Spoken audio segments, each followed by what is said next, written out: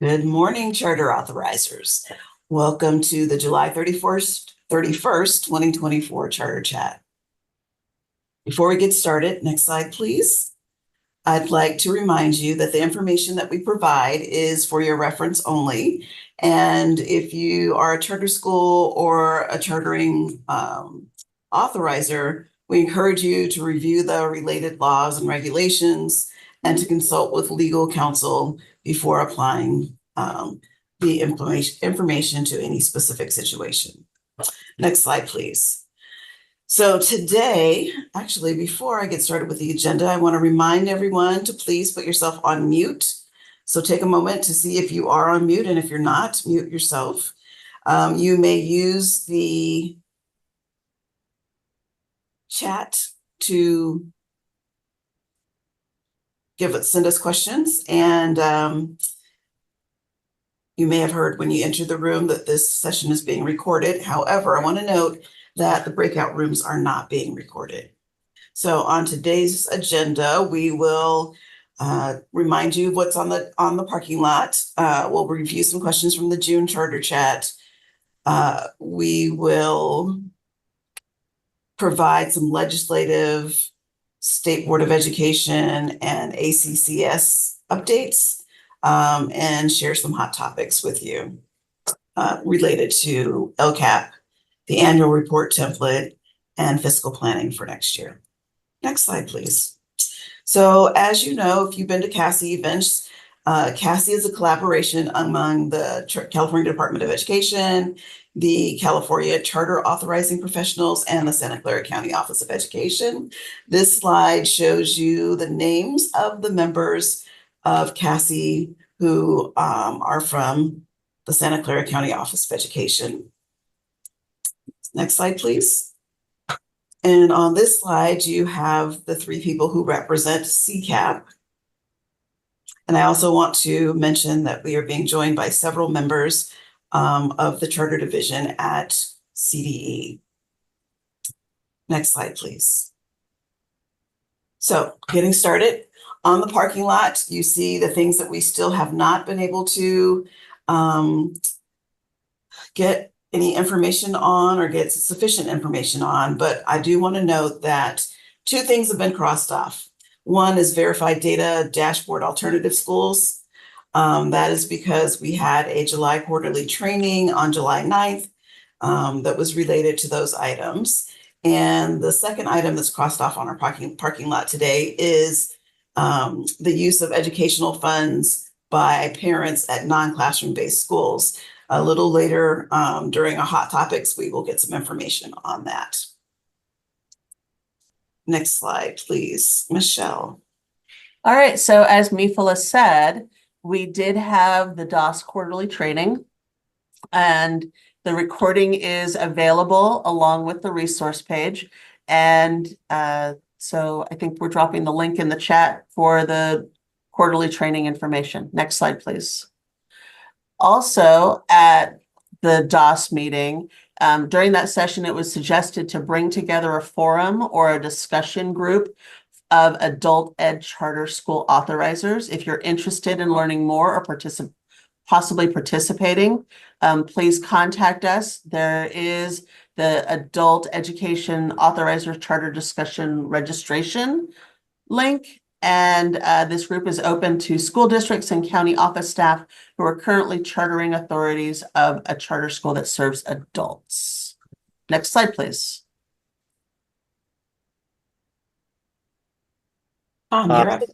So this is me. Sorry about that. We did have some previous Charter Chat questions that had come up, and that's why we always jot them down on the Jamboard and come back so we can give you some answers. So here's three of them. One question people are having is preparing their governing boards for renewal discussions. And so some of the practices you may want to consider are offering a special training or a study session for your governing board members that relate to the legal requirements and the timelines and standards for renewal. I'll just mention as an example, Neil McChesney in Contra Costa County is doing this this coming month for his board meeting, talking through some things. And actually, he's going to zoom in CCAP to provide a little bit of overview, and then he'll get into the details for his county. So it's a nice way to kind of get them ready before the decision is right before them. And just as another practice you may want to consider, when you're presenting annual reports on your schools to your board, that's a really good time to sort of have a little conversation about, at the end of the 5 years of this process, we're going to have a renewal discussion, so that you don't have the discussion for the first time when that renewal is about to happen. You don't have to get into all the details every year, but just to sort of be touching base on those things along the way means it doesn't only happen in the last year. Cassie was asked, could we put together a document that has all of 1 year's growth information from all the verified data test providers? So at the May 2023 meeting of the state board, they adopted the updated list of valid and reliable assessments. So the verified data sources. We'll drop the link here to that agenda item. But the item also included, if you look, there's a table number 5. That's the publisher guidance on understanding student level achievement of progress across one year. It starts on page 25. And also at the request of Cassie participants, the department has made available an excerpt of the state board item, and there's another link that we'll provide for you here. These links will also be in the resources. I'll just mention as another aside that if you want to do a deep dive on some of the verified data tools, CCAP has been doing some webinars that we put in the online resources page for CCAP's library that have representatives from the assessment providers. So we've had NWEA, we've had the core districts, and with the next one, stay tuned, it's coming up in September, that's going to be iReady. And those aren't only on this one question, but if you want to, especially if you've got some data folks in your organization that want to do a little bit of a deeper dive, that's another resource on those. And then finally, are there examples of improvement plans for low-performing schools? And we do have one that we'll share the link for. Oakland Unified utilizes an optional template for its low-tier schools, and that is there as well. Next slide. Okay. So today our breakout rooms will be by topic, which is something I think we maybe have not done before. So we're going to try it today. So a couple of things. You'll be free to choose. So we'll be a mix of authorizers and non-authorizing partners in rooms.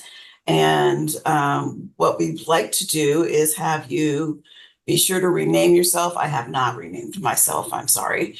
Rename yourself, making sure that we have your name and the name of your organization.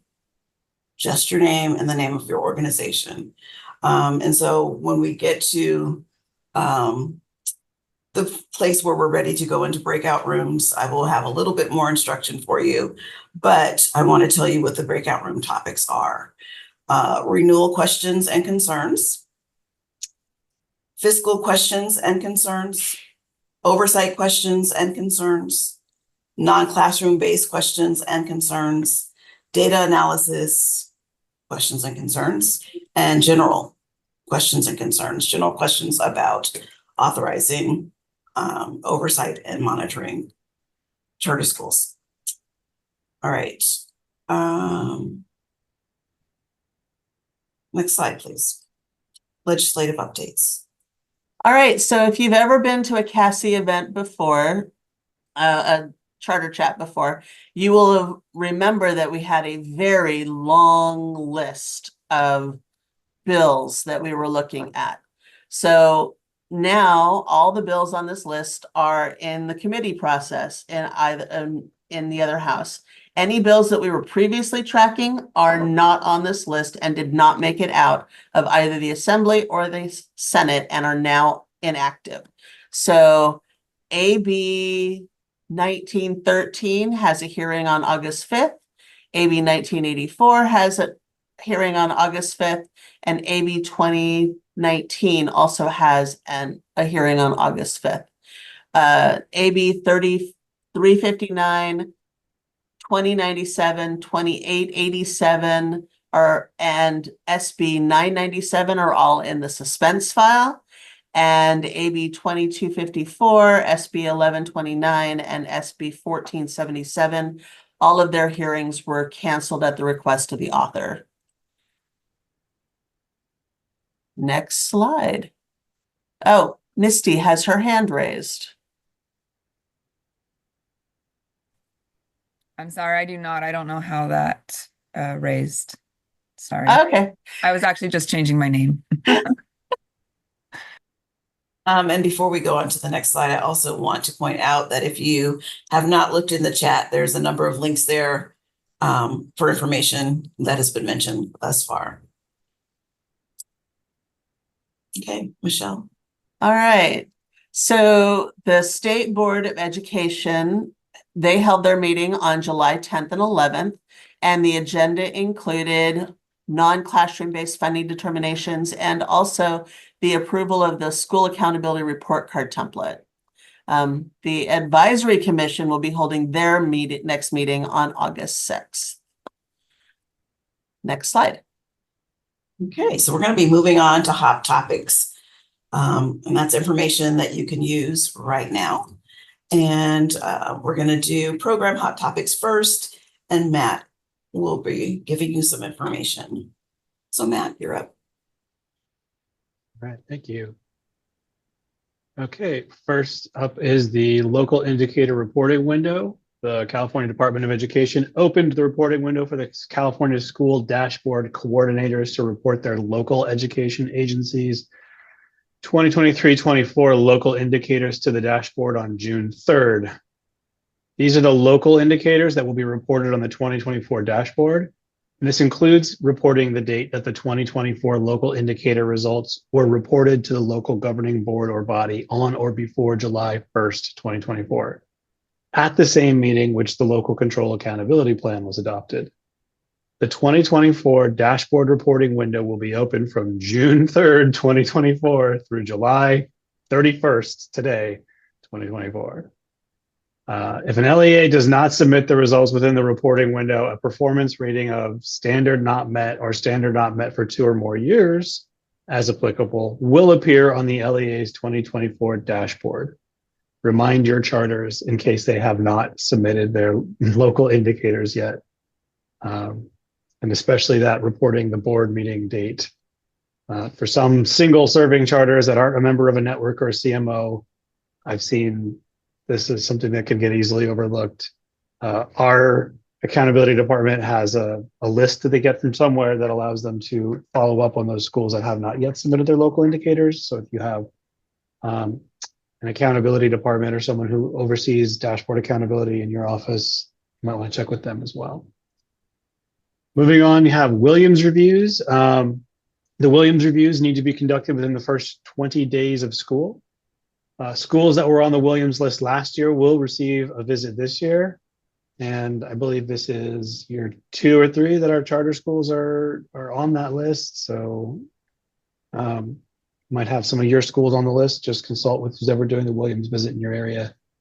That your charters might be getting a visit within the first 20 days. And lastly, the court case Woolard v. Thurman on June 7th, 2024, the U.S. District Court for the Eastern District of California dismissed the case of Woolard v. Thurman, as this case may have implications for the purchase of instructional materials by parents of students at non-classroom based charter schools. It's recommended that authorizers consult their legal counsel. And that's all that. Next slide, please. We're going to hop over to fiscal oversight. Hot topics. All right, so there are a couple of fiscal reminders that are on the resource page about the PenSec and the 45-day revise. So please check out the resource page. And now I'd like to turn over the rest of our time, next slide, to our guest presenter from School Services of California, Brianna Garcia. Thank you again, Brianna, for being here. My pleasure. Thank you very much, everyone. And I'll also plug that I also have the CCAP hat on. I'm the treasurer for the organization and on the board. So So I just wanted to give you guys a quick and brief overview of some of the things that were part of the enacted budget that was signed and passed into law at the end of June.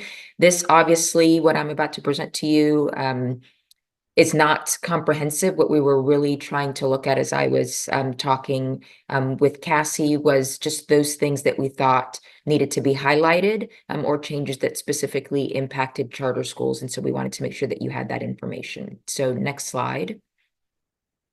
The first piece of information are deferrals. This usually puts the fear in everybody's heart, but in this case, I don't think it's anything to really worry about. So the enacted budget included deferrals for both 23-24 and 24-25. The 23-24 deferrals turned out to be just a budget deferral, meaning it was pretty much on paper at the level of the state, and didn't impact any of the local educational agencies. It's interesting, if you read the language, it looked like it was going to impact everyone, but the state controller's office actually got all the checks out the door before the legislation was actually signed. And so it turned into, again, just a deferral on paper for state purposes. The 24-25 deferral that's included in the budget language, however, is going to impact or is going to have a delay on the funding that you'll receive for your June apportionment. However, the amount really is small in the grand scheme of things. When you're talking about, the over 2,000 LEAs that are out there, it's only $250 million. And they're only proposing to defer the monies from your June payments to July. So it should have a negligible impact for most LEAs out there. And most folks have the reserves, et cetera, that they'll be able to carry over for those couple of weeks without any issue. I do want to note that school districts and charter schools may be exempt from the deferral if they meet certain conditions. And so if it is going to be a hardship, I encourage you to look at that language in the law to see what you would need to do and what requirements you would need to meet in order to get that deferral or exemption from the deferral, excuse me. Next slide.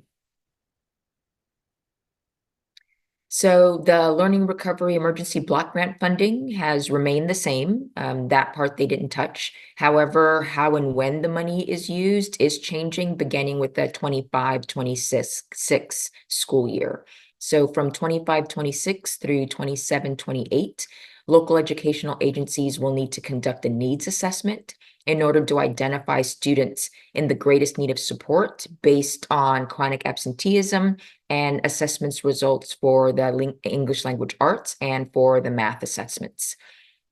Right now, you have a great deal of flexibility on how these monies are used. And so beginning with that 25-26, they're putting a little bit of a box around how you use those funds. And so you're going to be required to detail interventions that LEAs are going to put in place in order to address the needs of those identified students. And the expenditures will need to be documented in the local control and accountability plan. You're going to be required to include at least one metric to monitor those interventions that you're putting in place, and the actions and services that you're proposing to put in place, they need to be evidence-based. And so you're actually going to have to provide rationale for implementing those actions and services. So just something to keep in mind. It's not something that's in effect this year. And so you have a bit of a reprieve, but starting next school year, that's something that you're going to have to look to and make sure that you're conducting that needs assessment. And basically, you're going to have to start that needs assessment this year in order to have it in place for the LCAP that you're going to be approving at the end of the year for 25-26. Next slide. So the Expanded Learning Opportunities Program, there are expenditure deadlines that have been put in place for this program and for this funding. Any funds that were received in 21-22 or 22-23, there's no change to the deadline that was put in place then. And those have to be expended or encumbered by June 30. Which has already passed. So you either had to have spent it already. If you have encumbered them only, you have until September 30th to actually spend those dollars. And any funds that aren't used by September 30 are going to be returned to the state. and are going to be used to augment funding for Rate 2 LEAs. And those are LEAs that have a unduplicated pupil percentage of less than 75%. So something to keep in mind there. Moving forward, including any funds that you received in the 23-24 school year, all funds have a 2-year deadline and have to be expended by June 30 of that second year. So for example, the funds that you received in 23-24 have to be expended by June 30 of 2025. And any funds that aren't expended by the deadline in those future years, again, will be returned to the state, and starting in 25-26, are going to be returned to the state. Starting in 25-26, school districts and charter schools are going to have to annually inform or notify CDE of whether or not they intend to run an ELOP program. If you're not intending to run the program, you won't be receiving those dollars. And then once again, similar to the prior year funds that aren't expended, those dollars are going to be used in order to augment the pupil rate for those Rate 2 LEAs, the ones that have a unduplicated pupil percentage of less than 75%. Note also that beginning with 25-26, ELOP funds can be used to support attendance recovery, which I'll talk about in the next slide. But you will be able to use those funds in order to provide attendance recovery programs as long as you meet the requirements for the attendance recovery programs. So next slide. So LEAs, a lot of them have yet to fully recover from the pandemic, especially as it pertains to chronic absenteeism. And so to help with this, the Education Omnibus Trailer Bill, Senate Bill 153, establishes a new attendance recovery program. So starting with the 25-26 school year, it provides attendance and instructional time opportunities. And as I noted on that prior slide, it allows for the use of ELOP funds for instruction as part of the attendance recovery program. As you might expect, there are a number of requirements that have to be met in order to have an attendance recovery program and to use those ELOP funds. And CDE is going to be posting some guidance as well by the end of this fiscal year, by June 30, talking about supporting the creation of the high quality programs. So that should provide some information for all of you to put those in place. Note that only classroom-based programs, and that's classroom-based school district programs, county office of education programs, and charter schools are eligible. And so that means that non-classroom-based charter schools do not have access to these new attendance recovery program guidelines. So just something to keep in mind for those of you that are on the call that are charter schools, or the authorizers that are authorizing non-classroom-based charter schools. Next slide. This slide really is a reminder. Nothing has changed as it pertains to universal transitional kindergarten. As anticipated, the enacted budget maintains the implementation of universal TK with no changes to the expansion for the funding for 4-year-olds. And so for 24-25, we're just 1 year closer to that full implementation. And so 4-year-olds who turn 5 on or before June 2nd can be enrolled in transitional kindergarten.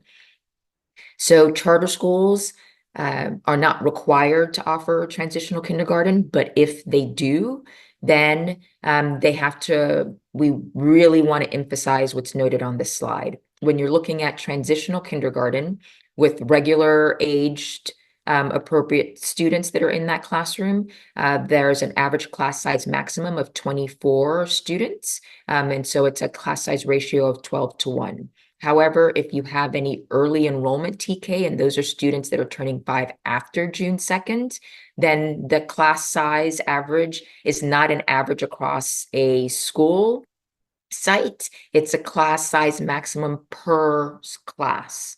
And so just keep that distinction in mind with regards to regular TK and classrooms with the early TK students. There's that difference between average class size across the school site versus counting those numbers per classroom on a school site.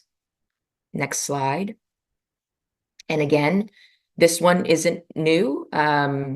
This is a reminder because the deadline is only or a little over a year away. And this deadline has been pushed for a number of years now, but this time they mean business. They are not going to be extending this deadline any further. And so credentialed teachers who were first assigned to TK classrooms after July 1 have to meet one of these requirements by August 1st of 2025.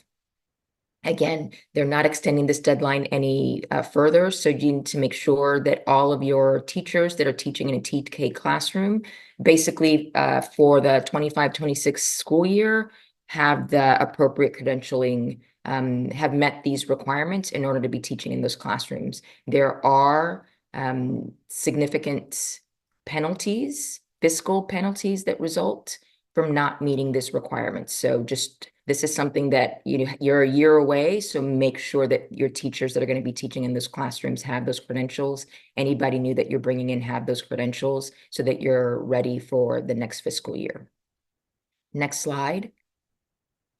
We posted an article about this several weeks ago that provides significantly more detail, but I wanted to bring this to the forefront because it was something that was just signed recently and went into effect immediately. So local educational agencies can no longer administer the English language proficiency assessments of California to transitional kindergarten students, beginning with the 24-25 school year.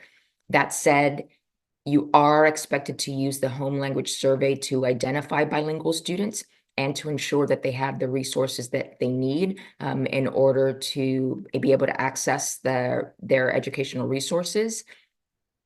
The English language acquisition status, that box that shows up on the home language survey, should be marked TBD, to be determined, based on a memo that CDE provided on this fact. And so you're not providing the LPAC, but you are still identifying those students. And those are for students in transitional kindergarten. And the reasoning behind that was that really that test was not age appropriate for students of that age.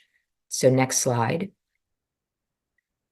As it pertains to recess, I want to be clear upfront that nothing in law requires a local educational agency to provide recess. The changes that were made do not require recess. What they're saying is that if an LEA provides recess, then it must meet these requirements beginning with the 24-25 school year. The one thing that we've received a lot of questions about is that very last bullet in the blue box at the bottom, and that's for sixth graders. The recess rules apply to elementary school students, and elementary schools for a lot of LEAs in California include sixth grade. However, there are LEAs that have sixth graders that are either on middle school campuses, so 6 through 8, or on campuses that are 6 through 12.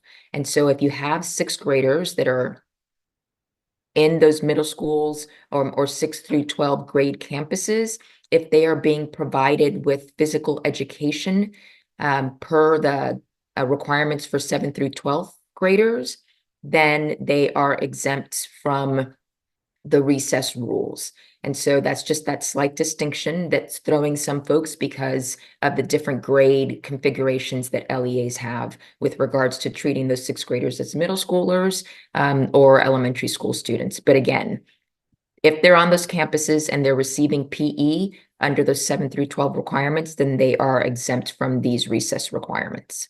Next slide. Oh, I saw something come up. What about fifth graders? The law does not talk about fifth graders, just the sixth graders. So if there are fifth graders that are on that middle school campus, then, and again, if you are providing recess, which is not a requirement, if you are, then it has to meet those recess requirements. So switching gears to the LCAP and accountability, there was a change to the LCAP adoption requirements, as it's shown here. It's not a change in what you're doing per se, but hearkening back to what Matt was talking about with regards to program requirements a little bit ago. As part of the LCAP adoption, LEAs are required to report the local indicator data as part of a non-consent item. And the change in law allows an LEA that's unable to report that local indicator data due to an emergency event, such as a fire, a flood, or a epidemic. They can do so at the next governing board meeting. However, they are going to need to adopt and submit a resolution to the CDE describing what the emergency is and then noting the date on which the indicators were reviewed. Next slide.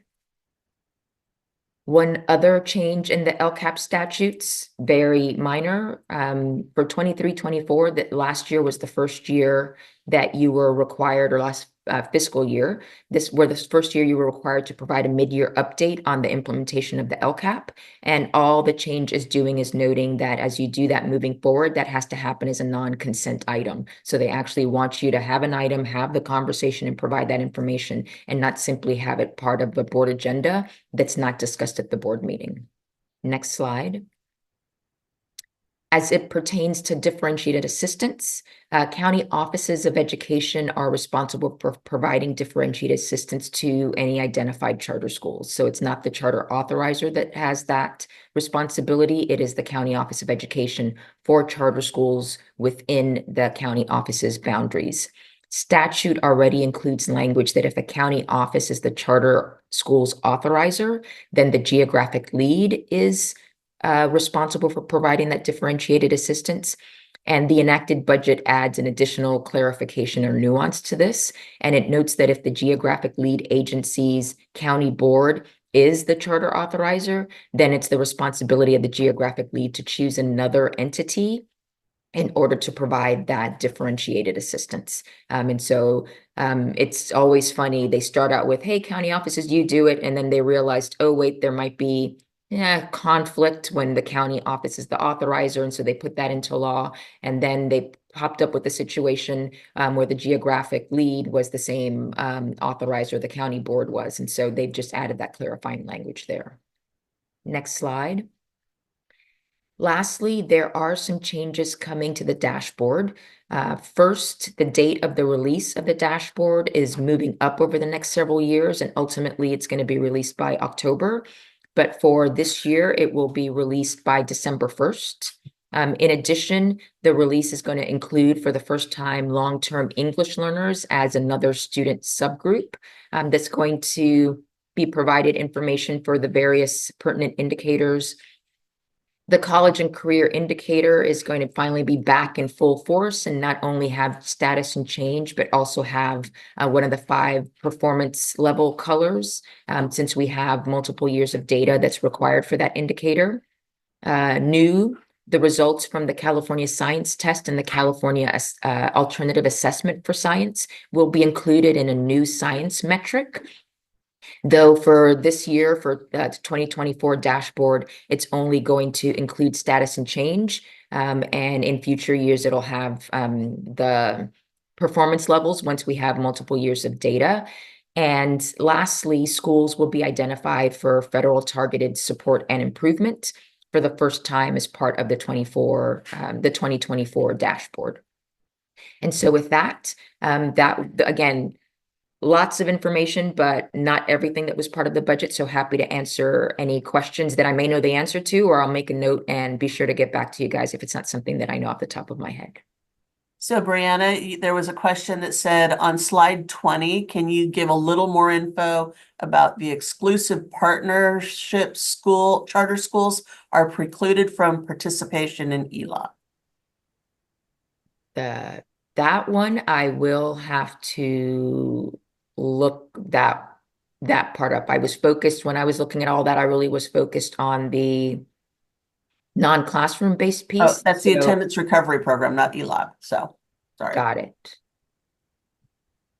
And then on slide 19, does the new declaration requirement on slide 19 mean that LEAs and charters can opt out of ELOT programming or funding starting in 25-26? Basically, yes, you're telling the CDE, yep, this is something I am going to provide. And if you're not providing it, then you don't have to provide that program, but then you're not going to receive the funding that goes along with it.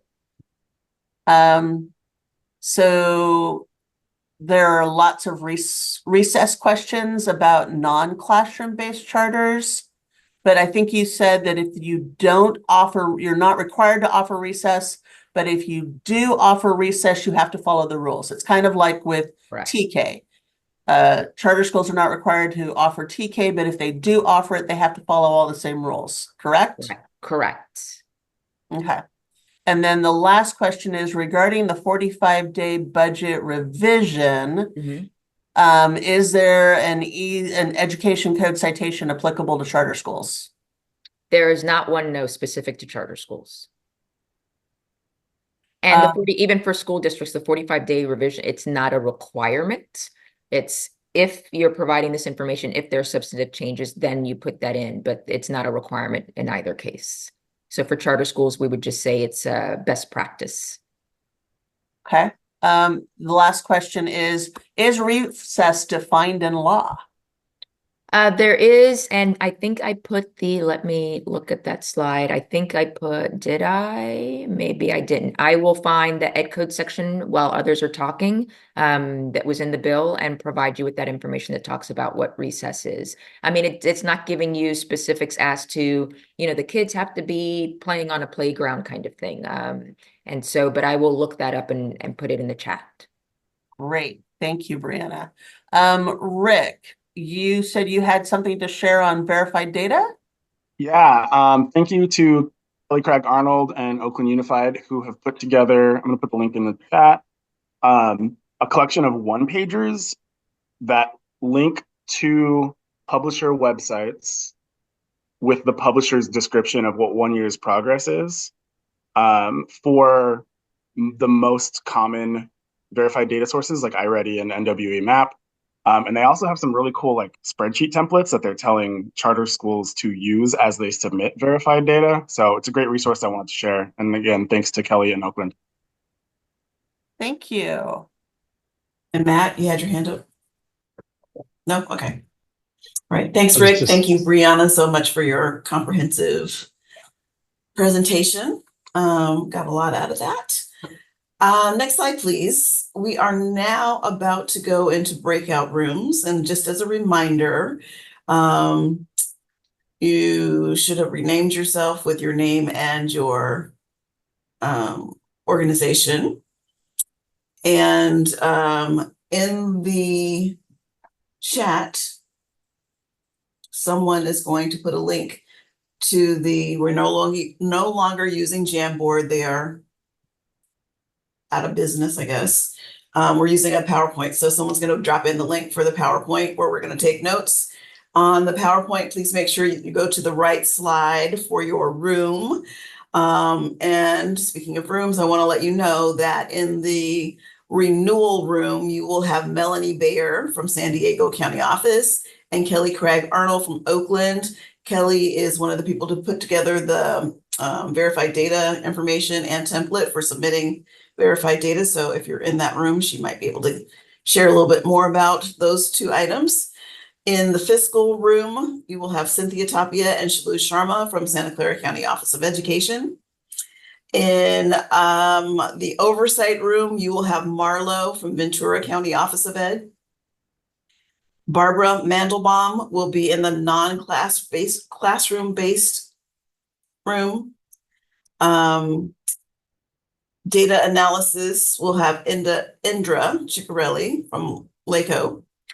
And then the general questions room will be facilitated by Jeff Hunt from Fresno County Office.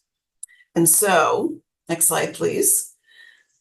You get to select, and in a few moments, Amy is going to do her thing behind the scenes. And what you will find is that the options at the bottom of your screen, if you are on a desktop or a laptop, will change, and you'll get 4 little boxes. You'll have to click on that icon in order to join the breakout room that you're interested in joining.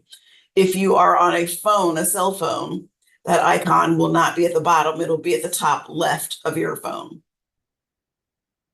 So hopefully that was clear. And if not, we can help folks who get lost find the right icon to click. So Amy, take it away. Opening the room now. Welcome back. I hope you all had informative breakout rooms. We are going to debrief our breakout rooms, and we'll start from the top with Melanie and Kelly talking about what was discussed, or sharing what was discussed in the room that focused on renewals. Kelly, Melanie? I can pop in. I took notes on the slide. So we started with some basics just about renewal, templates for renewal. What were some of the resources for renewal? Some other things that popped in got a little more in the weeds as far as like how are we, well, we looked at the Oakland Unified templates that Kelly shared and talking about the 95% participation rate and, you know, the clarity that we shouldn't be looking at that data without the 95% participation. People asking about middle tier schools that don't have to present that verified data, but are they using that to bolster their story or their narrative? And then we were kind of finishing off with how are things being presented like in the staff report? Is there any type of guidelines that anyone's using for like data visualization, and what kind of comparison data is being used, you know, with neighboring schools? One example is neighboring schools with similar demographics and grade configuration. So we were on that road when we got kicked out of our room. Okay. Thank you, Melanie. And our next facilitator is Cynthia and or Shalou from the fiscal room. And Brianna, who assisted us with her brain power, which was very helpful. But just to give a quick synopsis of what we discussed, petition renewal, what we specifically look at for finance, and just talking about the use of the toolkits that we've already have reviewed throughout all of the CASI resources and workshops and whatnot, and how they have become useful, especially now concentrating and asking about cash flow, looking at the multi-year from a cash flow perspective, as well as the budgeting, which is normally asked for. And we also talked about the level of documentation to have readily available if a school is in rapid financial decline, and a little bit of conversation on how that really assists if the school ever decides, or the board in itself decides, that there should be some closure due to fiscal situations. So really those were the two topics that we discussed during our time. Great. Thank you, Cynthia. Marlo Hi, from the everyone. Oversight Room. Yes. Hi there. All right. Well, we had some good topics we covered. One of them was there's an expulsion at a charter school, and it happens right at the end of the school year. And of course, we know due process is very, very important. And the code lays out all those timelines and everything we have to follow, including the administrative panel that will investigate and make a recommendation. Then our boards have 10 school days to vote on that. Well, if it lands over the summer, what does that mean? And, you know, what we kind of decided was that, you know, of course it has to be reasonable, and to leave it, because a school day may not be the same thing. They don't say what that is in the summer. So we have to then kind of fall upon a reasonableness standard, and to leave a family with a student for, you know, the summer waiting to find out the answer till school starts is definitely not reasonable. But then we start talking about bigger issues, like how do we know if a charter school is expelling a student, and that, you know, perhaps the MOU should require notice to the authorizer. I think that's very important. We also talked about a WASC school putting a secondary charter school on a probation status, and what should we do as authorizers? Certainly we want to investigate what's the cause for that, and potentially if we have concerns that their accreditation might be removed and taken back, and in fact that's part of their charter petition that they are WASC accredited, well, certainly we would want to potentially start with the notice of concern and start walking down the path of revocation.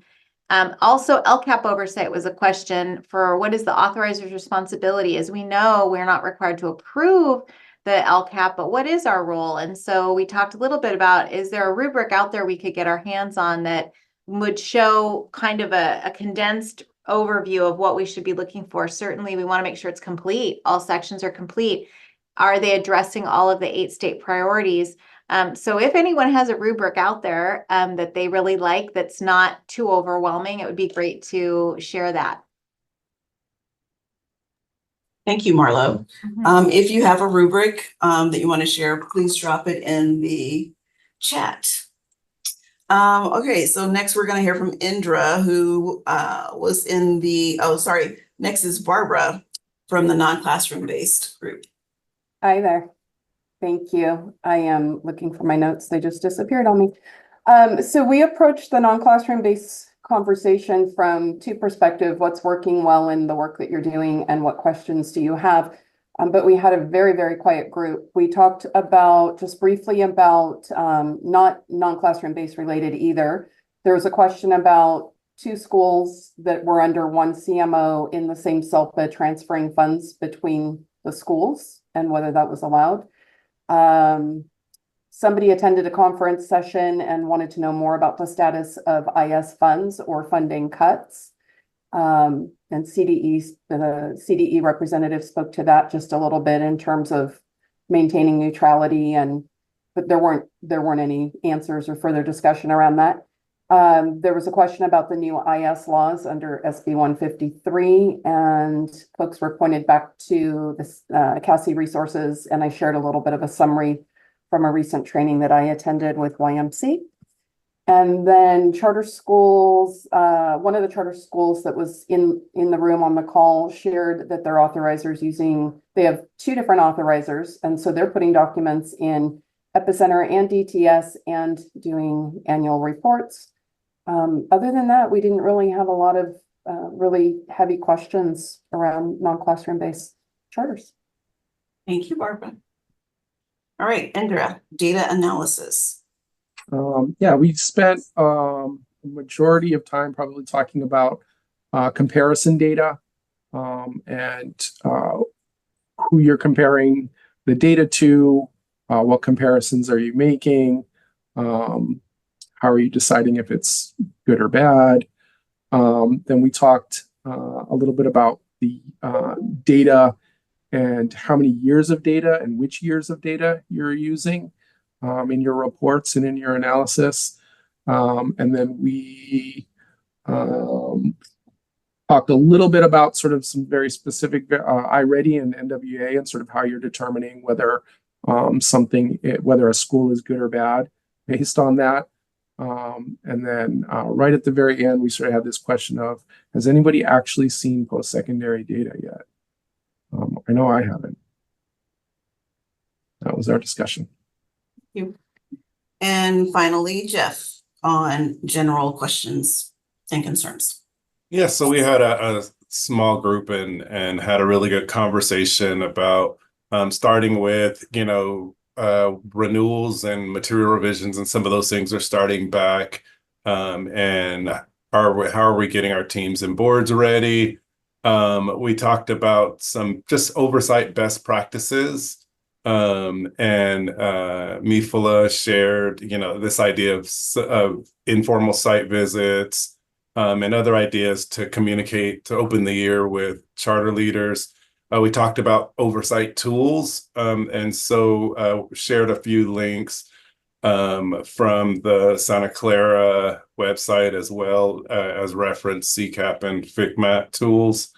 And then finally, communication with your board prior to renewal years, so that boards get a little insight on the charters that they authorize prior to getting renewal petitions as a best practice. Great. Thank you, everyone. Next slide, please. All right, so Michelle, I know you like to do this part.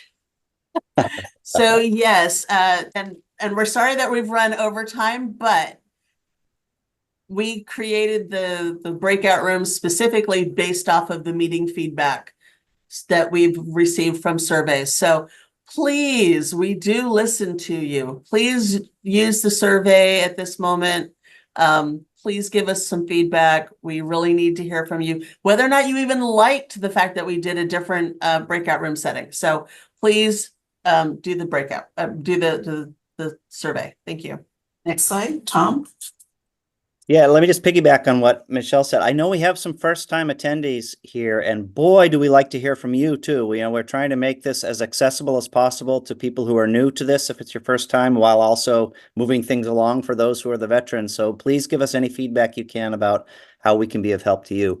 We like to go through the upcoming events. So just very quickly, there's the department has put together a group of some of the authorizers who are authorizers of adult education charters, and there's a meeting coming up on the 8th for that. You can email the department to register for it. Next month's charter chat is, as always, the last Wednesday at 10 a.m. Next slide. Again, for those of you who've been around CASI for a while, our original vision was we were going to do regional meetings, North, Central, and South every quarter, and people really had a preference for Zoom, so we do it that way, but we are still available to bring the show on the road to you locally if you'd like a CASI training in your county, or just even for your own team or whatever. Just let us know, and we can work something out. We've got a few of those still in the works. And it's very helpful sometimes. I feel like a few counties have pulled together their district authorizers just to have sort of a review of 101 or whatever the topic is that's hot in your area. Next slide. We do have, the department wanted to make sure we knew that there is some additional information on attendance accounting and instructional time requirements available. Brianna touched on some of this, and there's a webinar coming up that you can participate in, and I won't read it all, but you'll see the topics there, the requirements, TK, claiming ADA, independent study, using the form if you've got emergency conditions, but it may be useful for you if you want a little bit of a deeper dive into those topics. And finally, last thing, the next slide. I'm just including this. We won't be giving the conference information every single month, but I just want to make sure, because I, with great fanfare, announced the wrong dates at the last conference. We had a little confusion about the dates. So these are the dates for the 2025 conference. We will again lead with a CASI pre-conference on 101, but we're going to change up the structure a little bit to have it be an all-day one with a lot more hands-on. Again, we also, hang on the feedback from everybody, and more hands-on was desired. And then we're going to end things on the Wednesday at the lunch plenary and allow the afternoon for those who want to stay on to be. The other feedback we got was more deeper dive, hands-on, I come away having done something opportunities. So that's what it's going to look like. It's going to be structured a little differently this coming year. And we also have had some requests from people who are looking at budgets and such and saying, boy, I'd really like to register and book my hotel earlier this year if I can. And so we will be getting all that stuff live in August. And there's the link if you want more information. That's it for me. Okay. Next slide. This next slide just has our contact information, so you can reach out if you have questions or need some technical assistance. And we are 10 minutes over. Thank you so much for staying with us, and have a great day. If you have not responded to the survey, please respond. We've only got 11 responses, so. Thank you, everybody. Bye.